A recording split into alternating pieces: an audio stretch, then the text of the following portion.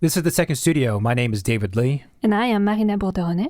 The two of us are architects and designers and partners at Fame, an architecture and interior design office. And today we're talking about actually end up being seven, bonus, 7 tips for selecting the right contractor for mostly any project, but we're talking a little bit specifically with single family residences. And this applies, I think, for remodels and ground up construction. Mm-hmm. The first thing I would say that a contractor should have as a quality is to be willing to innovate.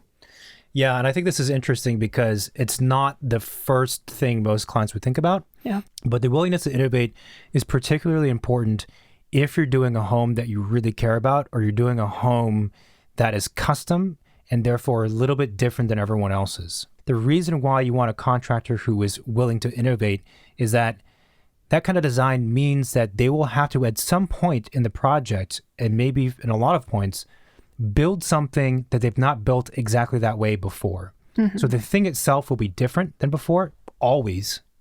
And the specific means and methods it takes to get there might also have to change to achieve the design.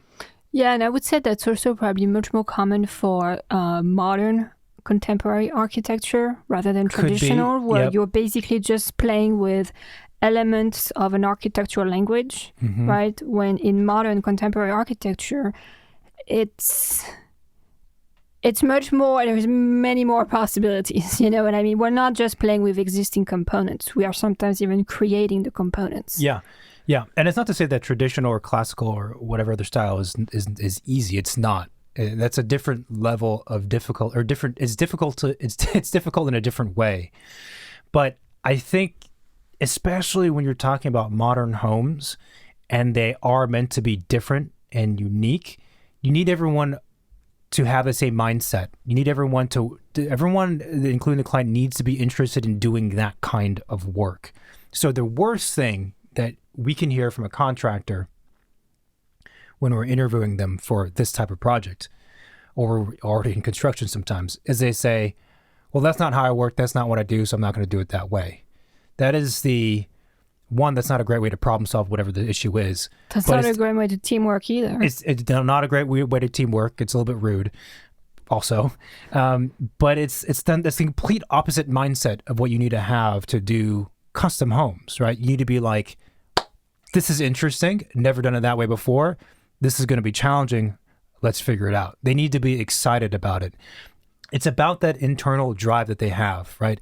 If you come across a contractor and you're interviewing them and they say, I've done some different things. Mostly I just try to do what we've done in the past. But maybe I could do something different. That's a lukewarm interest. You want somebody who's like, yes, I like doing things that are challenging. I like problem solving. Let's see what we can do here to make it efficient. And I don't like to make generalization, but I feel like it also somehow resonates with how much passion they have in doing what they do. Oh yeah. If you hire a contractor who only does it for the money, for the business, they're not interested in trying to figure out or innovate. That's mm-hmm. not their business model. That's not their mindset, right? But if you're hiring somebody whose life dedication is to build beautiful things, and like they really put the craft, the time, the expertise into it, that's what they care about, is the end results and how to get there, then that's the person you want on your team. Yeah. And you mentioned the phrase business model, and that's super important, because if you look at a contractor's portfolio and they mostly just do the same thing over and over and over again, which is fine. Like that's what some people do. The same thing with architects. The architect just produces the same design recycled over and over and over again. That's fine. But then when you try to do something different, it's not going to work. And so you have to have the right pairing also. So if your architect is going to push boundaries for you, do something bold and unique and all those kinds of things, and the contractor comes from a background where that's not what they do, that's not their business model, as you said, it's not the right fit. You can also make a delineation between the typical contractor and like a high-end contractor. Oh, yeah. Typical contractors, they function, then the business model is more of like, I repeat the same process, I bang it out. It's type 5 framing. I know this is the process we do. I've done it 1,000,000 times, and I can only tweak the project by like 2%, is a little bit different every time, but I can be fast and cheap and all these other things because it's the same. And if you're interviewing someone like that and they put a bid on the project, and you have another contractor who's high-end and does custom homes, they're going to be more expensive. And for, in that case, good reasons, because they know what it takes to do something different, And so that's a rarer type of contractor. I don't know if it's rare. I think you just have Rarer to be than the typical yeah, one. There is less custom homes than there is spec homes, fair, right? So yeah. that's why. But I think also that's where it's very important to, when you're about to choose your contractor, if you've reached out and chose your architect first, is to ask input and advice from your architect as to who would be best suited to be the contractor for this particular project. Mm-hmm. Too many times we see clients who hire the contractor first, and then they find the architect, and then when the project is designed, everybody realizes that that's not the right fit. The contractor is not the best person to build that type of design and project, and why not? And as a client, you're not expected to know which contractor you should go with. So I think asking feedback and input from the architect makes the most sense. Yeah, no, totally. The next point that's important is obviously they have to be trustworthy. This is a basic thing, but it's absolutely critical. And I'll give some reasons and examples as to why it's super important. First of all, during construction, their team is going to be on the site, let's say 5 days a week for 2 years, right? Most of that time, the architect is not going to be there, and the client is also not going to be there. The architect will visit the site, depending on the phase, but say roughly once a week to check on things and see how it's going, to make sure that the house being built conforms to the design that was created. But that's only once a week on average, and the client will probably visit around the same amount of time, maybe even less. So for the majority of the time, you have this whole crew of people and subcontractors you don't know, you're never going to meet, and you just got to trust that they're doing quality work, and you got to trust that their leader, the site super, is leading them correctly, and they're going to do things correctly and efficiently. And this becomes extra important, especially when during construction things get stressful, as they will and they do. That the builder is not going to, let's say, cut corners to shave off on the schedule because they've gotten a bit behind, or do X, Y, or Z that's not correct. And I think, one way to maybe check that they are trustworthy before you get to the point of them building your house is, like we said previously on another episode, right? Is to do your homework. Like, go see some of their projects that they've done. Go talk to previous clients of theirs. Look online if they have any reviews. Like, kind of do a little background check to see if, there are people that you can trust that will help you to your best interests. And a big one is to talk to other professionals. That have worked with them. Yeah, I would talk to your architect if you trust your architect. I mean, trust has to start somewhere. That's a challenging thing. But let's say you have an architect you trust, listen to that person and listen to other professionals. I think that, as we said in another recording, we often hear like, oh, my neighbor uses Contractor, it worked out well, I just want to use them. Like, that's not enough research, right? And as I'm sure your neighbor's a smart person, but your neighbor's not a building expert. They don't know what a good building is versus not one. And each project is different. It doesn't mean also that this contractor is accustomed to working with an architect. Yeah. Right. So there is many layers as to which person is best suited for the job, and a referral can go a long way. But I think there is a lot of homework and kind of research you have to do on your own to make sure that it's working out. And architects who work on many projects, they work with many different contractors. They know a lot in a working relationship. So, besides being a nice guy that they see once a week on site, they actually know how they work internally to get the stuff done, which I think is the most important. Yeah. And this is also where the interview process is critical, right? Yeah. And I would always have the architect present and heavily part, if not leading the interview process, because they're the ones that are going to be able to ask specific questions which will allow them to know with a greater degree of accuracy whether or not this contractor is good for the job. Yeah. Like specific things, which, the client wouldn't be able to ask. I mean, especially, let's say, if you're reviewing bids from like 3 different contractors you've reached out to, right? I think having someone who knows how to read those bids and ask questions to understand those prices is to your advantage. 100%. I mean, clients will always look at the bottom line, right? Yeah. You're going to look at the bottom line and be like, oh, this guy's, most expensive, middle expensive, least expensive. And of course, that's a fact that exists. But and actually, that's like one tiny part, frankly, of the entire piece of it. And actually, I think looking at the contractor's bid also tells you, in some ways, if you can trust them in the way that they're presenting things to you, in the way that they're describing and pricing things. And having, again, an architect look at that could give you a pretty clear reading of what that proposal is actually showing about them. Yeah, absolutely. And not to get too off topic, but talking about bids, if you have one contractor who's really lower than the others, well, obviously that's typically a red flag. And the thing that happens with bids is that if you're doing a custom home, oftentimes the contractors who seem a little bit too expensive, it's because they're actually the ones being really thorough and they're giving a bid that's more accurate. And the others are kind of glossing over stuff because, so real quick, right, we'll give contractors a set of construction documents. It could be quite hefty. They have to go through it and then figure out how much is this thing going to cost to build based on all this information. And so obviously, as you can imagine, let's say you have a construction document set of like 80 pages or whatever number, right? The contractor who looks at every single page and says, okay, this is the square footage, this is the type of, this is the line item, this is how much it's going to cost, They're going to come up with a number that's going to be sizable. Probably someone who's going to go through it quickly, their number's not going to be able to cover all of those details because they just flip through it, right? So it's a complicated thing, but a lot of these things you don't have to understand as a client necessarily, but maybe be aware of it. And also it goes back again to what you were saying of relying on the architect to look at these things and inform you one way or the other. The other point is, I think, finding a contractor who is knowledgeable. An expert. An expert. And when we say that, I think it's much more into what kind of architecture you're trying to get in the end, right? As we talked about before, if you build a traditional home, it's very different than building a modern home, right? A traditional home, you can hide mistakes behind like trims and fillers and little architectural ornamentation to hide things. In modern homes, there is no room for mistakes. Everything's going to show. Yeah. So you need someone who's expert at building that kind of architecture because it's a learning curve. Even the really good ones have been doing it for many years. Like they've acquired that craft and that expertise the same way the guys who build traditional homes have in, detailing and building and attaching all of these ornamentation, right? It's hard to juggle doing both really well.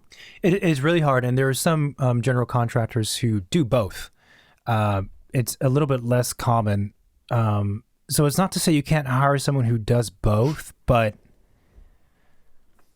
I don't know. It's difficult to impart this knowledge onto a client. But I know from an architect's perspective, there's kind of a sixth sense when you come across a contractor who's like, oh, I do everything.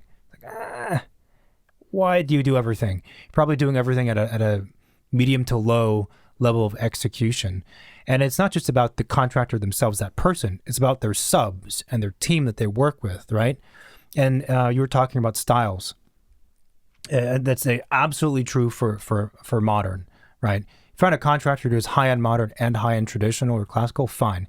If you find a contractor who's most traditional, has done like one or two modern houses, I think about it as like if you were going to go pick a hairdresser, right? You would have, if you have very straight, thin hair or you have extremely coarse, curly hair, you could go to one that does both, but the chances of it being the best haircut of your life is really small, right? Yeah. Rather than if you go to the person who's expert in those crazy curls. Yeah.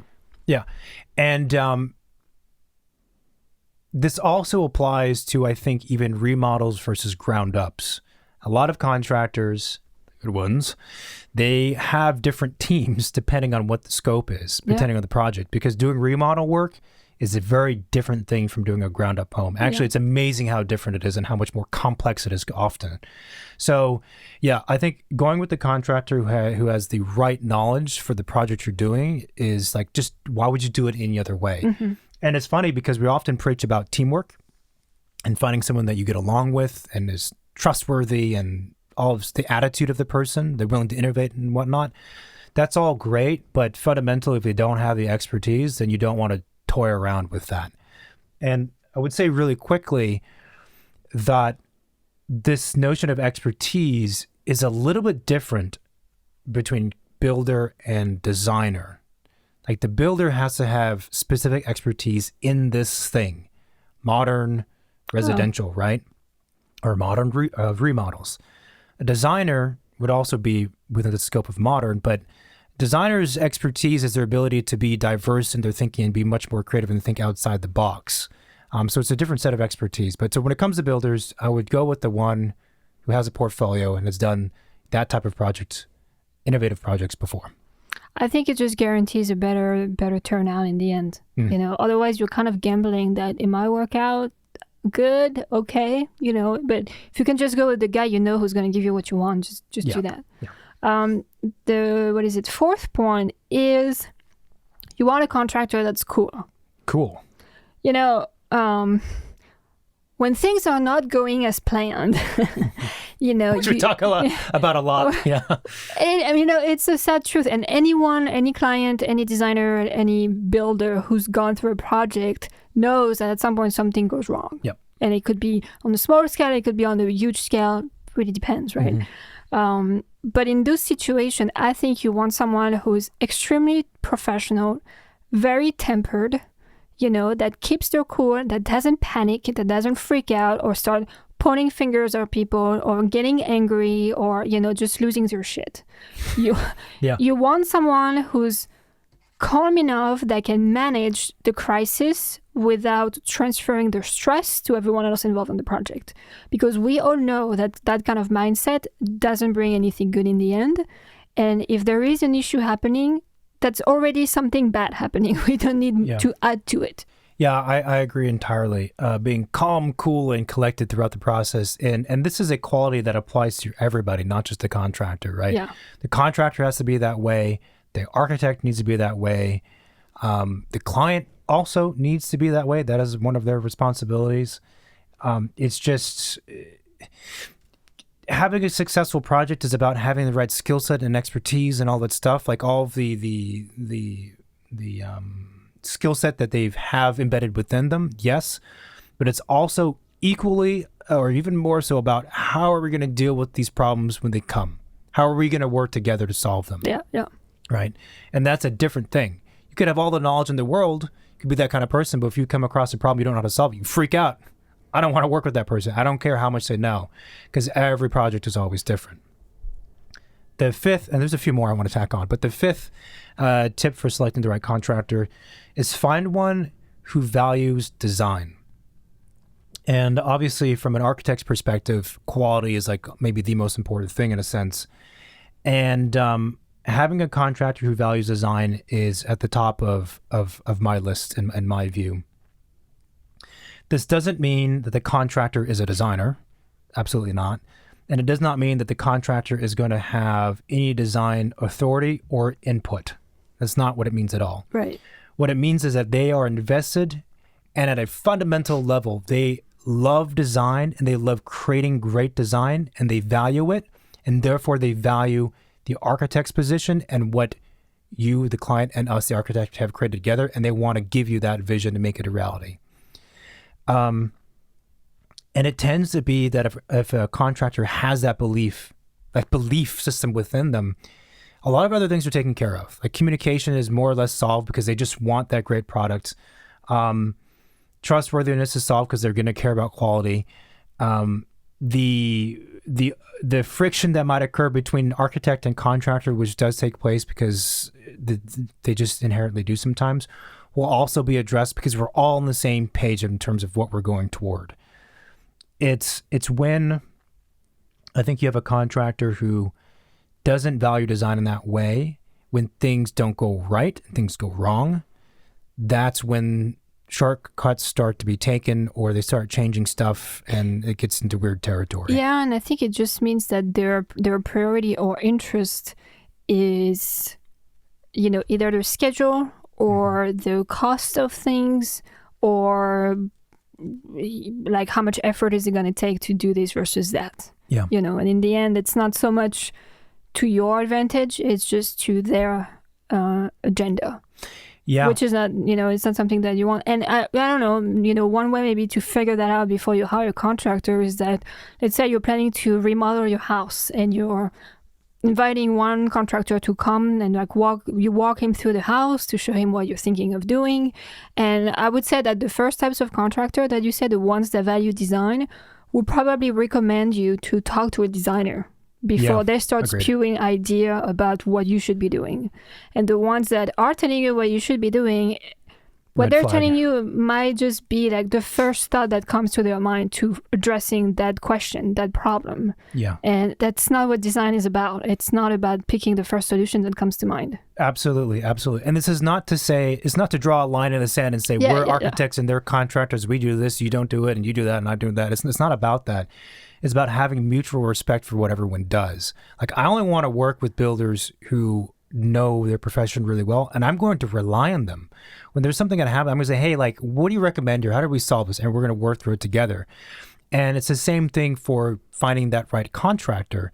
They're going to say, like, I'm not the expert, design expert. I don't know if this should be square or circular, or if we should move this or that, or the cabinet should be here or there. Like, that's not my deal.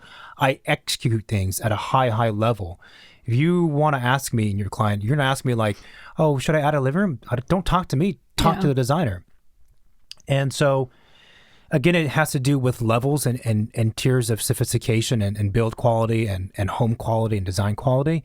But when you're operating at a higher tier, and it's a custom home in particular, you are totally right. If you're talking to a contractor first before an architect, that's fine. But if that contractor starts spewing out design ideas, that is a major red flag if you want something that's at that level I'm describing. Because no contractor I know who operates that level is going to do that. They'd be like, that's not what I do. Like, I work with other experts to achieve that vision. Yeah. I think that's a really good point. Yeah. You're welcome.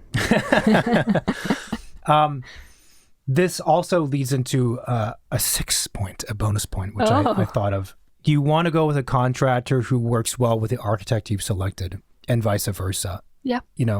It's important for you, the client, to have some kind of rapport and resonate with the contractor's personality, 100%. But, you're not the professional co-building or co-designing and co-working with them to solve things. Like, the architect's going to have to do that. And so if you find a contractor that you resonate with, but your architect doesn't, I would think twice about that pairing, right? Because when it comes down to it, the people who are going to do the work to save you money, make it high quality, make it on schedule, all those things, you're not really involved. You're involved at a high level of saying, yeah, it sounds good to me. But beyond that, it's these two folks that have to work together as a team. So going back to the idea of building a team, the contractor and architect need to, get along. I have one more bonus. Oh my goodness. Real quick, is that your contractor needs to be organized.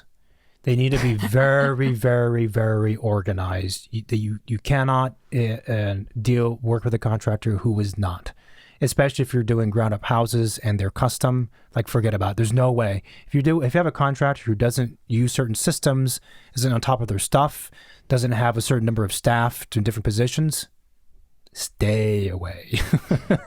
Well, it all comes down to the scope of the work and sure. the budget or the complexity of the project.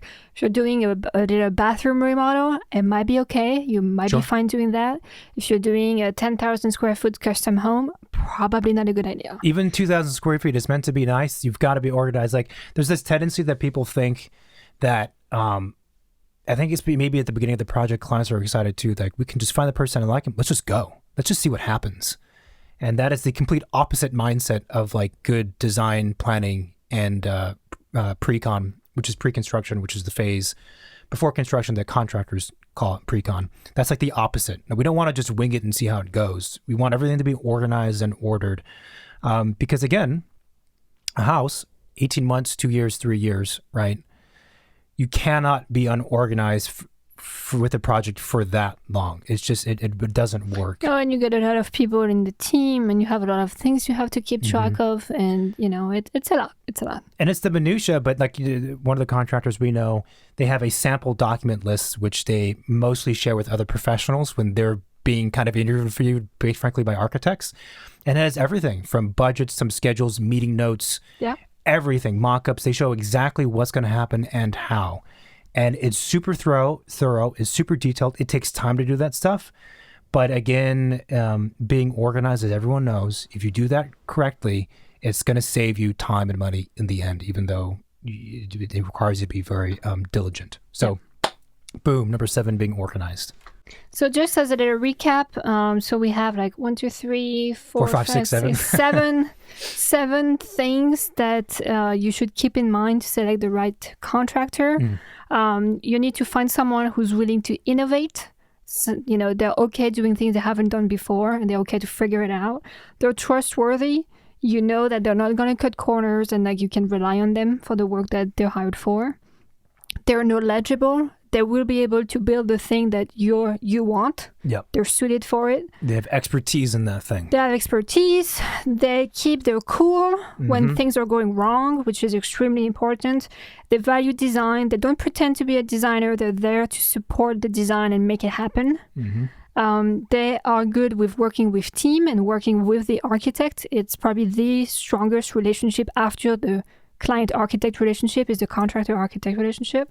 And lastly, you want them to be organized.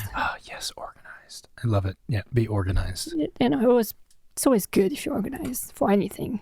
Yeah, I agree. I agree. Why not be organized? Yeah. If the project was like 1 week, then fine, sure, you can take a crack at it. But if it's 2 years, no, this doesn't work. Thanks for listening. If you liked this recording, if you liked this episode, then you have questions, then reach out to us. You can find us. Of course, we have an office, but you can reach out to the podcast, which has an email, and that is hello@secondstudiopod.com. We also have an Instagram, which is Second Studio Pod. Our office is fame, FAME_architects. Reach out to us on any of those platforms. We're always happy to answer additional questions. Or if you have your own list, you have some other tips to share with our listeners and people as to how to select the right contractor, then please do share. If you enjoyed this episode and you want to keep supporting the podcast, you can subscribe to this podcast on Apple Podcasts, Spotify as well. And of course, some of those episodes are on YouTube as well. Absolutely. Anything else? I'm trying to think. That's it. I think so. Oh, we have a hotline for We do have a hotline. So if there is any questions or anything you guys want to know, you could just send a text or leave a voicemail. The number is 213-222-6950. And do check out the website of the podcast, secondstudiopod.com, because we have all different types of episodes, guest interviews. We actually have tips for other designers, fellow designers, as it's called, and a casual conversation. So it's fun. Check it out.